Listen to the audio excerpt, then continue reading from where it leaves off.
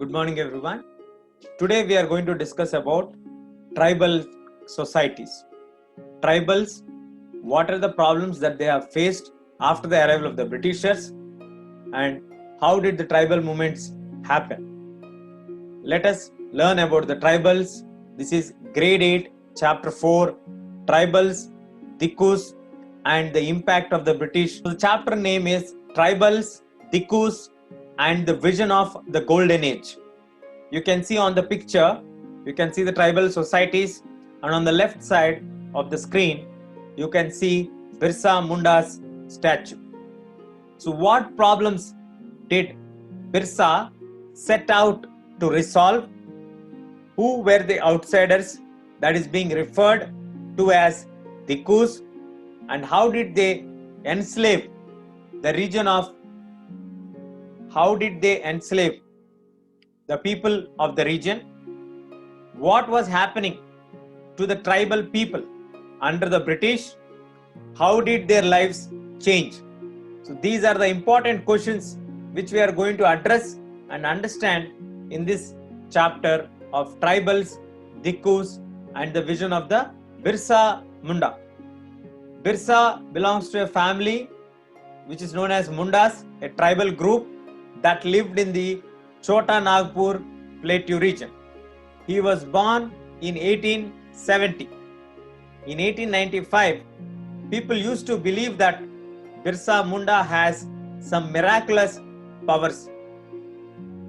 He can cure all the people's diseases. And Birsa Munda himself used to feel that God has appointed him to save people from troubles, to free people from slavery, from the Dikkus, outsiders.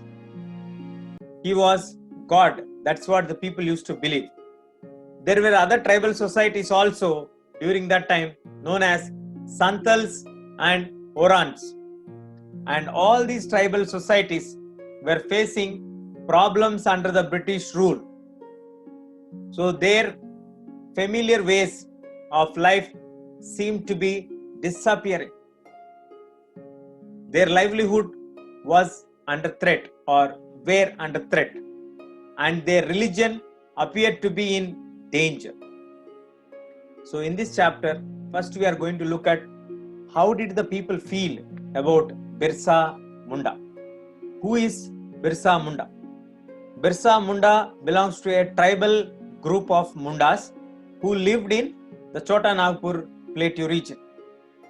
People used to believe that Birsa Munda has some magical powers. He can cure all the diseases. People used to feel that he is Bhagwan, the God. He can save us from slavery. And Birsa Munda used to feel that he can address any concerns. And he was sent by God to take care of public, to take care of people, and to save them from slavery. Why did Munda feel like that?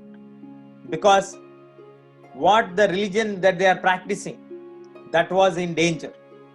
What their lifestyle they were practicing, that was in danger.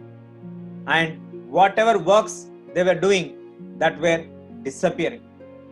So Birsa thought that it is his responsibility to take care of his people. That is why God has sent him down to take care of the public, to save them from getting into slavery, and also to preserve their rich heritage and culture and their religious practices. So most of the tribal societies, their customs and their rituals were very different from that of those which are laid by the Brahmins. In Hindu society, we have different castes and subcastes. Brahmins are considered with high priority as per the Chaturvarna system. But the tribals had completely different customs and rituals. The society did not have the sharp social division that were characteristics of caste societies. So in the tribal groups, they did not have the sharp distinctions or divisions among themselves. All those who belonged to the same tribe thought of themselves as sharing common ties and kinship.